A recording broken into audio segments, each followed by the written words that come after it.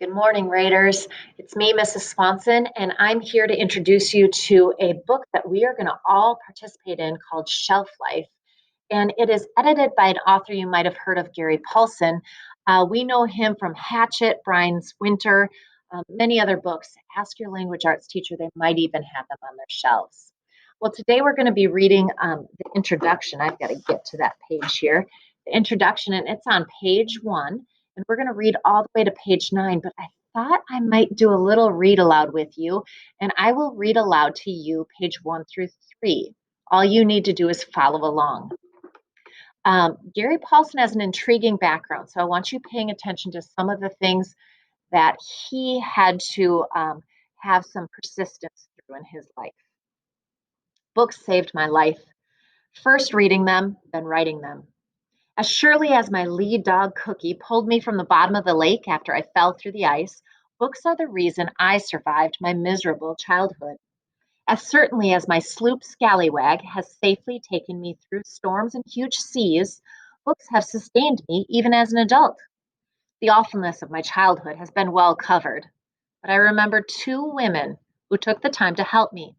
See, when I was a boy, both women, not so coincidentally, helped me with books. Because I lived from the age of 7 to when I was nearly 10 in the Philippine Islands and had a private military tutor, I had never been to a public school. We came back to the States when I was just short of 10 and moved to Washington, D.C. so my father, who was in the Army, could work at the Pentagon. Text to text, I've heard of the Pentagon in another book. My mother promptly enrolled me in public school, took me there on the first morning and handed me over to the teacher and left. I was painfully shy, terrified at the mob of kids and could not go into the room.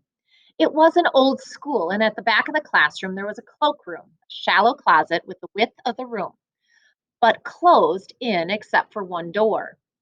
I went in the closet, took off my coat with the rest of the children, but then I couldn't leave. Simply could not make my legs move to walk out into the classroom. I was too frightened. There were many things the teacher could have done wrong. She could have forced me out, she could have dragged me into the classroom, could have made me leave. But instead, this teacher did everything right. She looked into the closet, saw me sitting back in the corner, and disappeared for a moment and said something to the children. Then she came back into the closet, sat down next to me in the corner, and put her arm around me. She had a book. It was a picture book. I cannot recall the contents of the book except that it had a horse's head on the cover.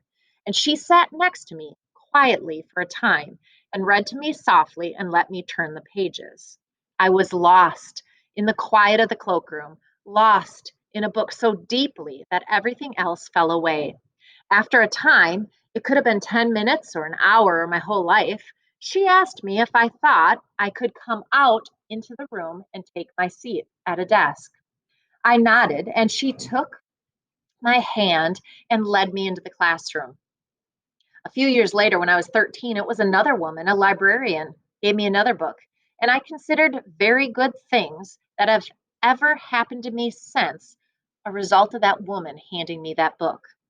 I'd been wandering the streets of a small Minnesota town we'd lived in one bitter evening, cold winter evening, excuse me, waiting for the drunks in the bar to get juiced. See, I sold newspapers, and I tried to scrape together a little money so that I could buy better clothes, believing, as kids do, that the right clothes might somehow lift me from my wretchedly unpopular social life.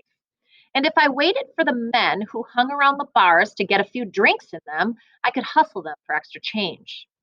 I stopped in the library to warm up. The librarian noticed me, called me over, and asked if I wanted a library card. Then she handed me a card with my name on it and gave me the book. Later that night, I came home, or what passed for a home. It was a crummy apartment in the bad part of town. I took the book, a box of crackers, and a jar of grape jelly down to the basement. It was to a hideaway I had created behind the furnace where someone had abandoned a creaky old armchair under a bare light bulb hanging. I sat in the corner eating jelly smeared crackers, plodding through the book. It took me forever to read. I was such a poor reader that by the time I'd finished a page, I'd forgotten what I'd read the page before, and I'd have to go back. Now, the rest of the pages are your responsibility. I got you to page 4. You need to get to page 9. This is just the start to our compilation book, meaning a book of several authors called Shelf Life. We'll be working in this book for the next 2 weeks. Enjoy.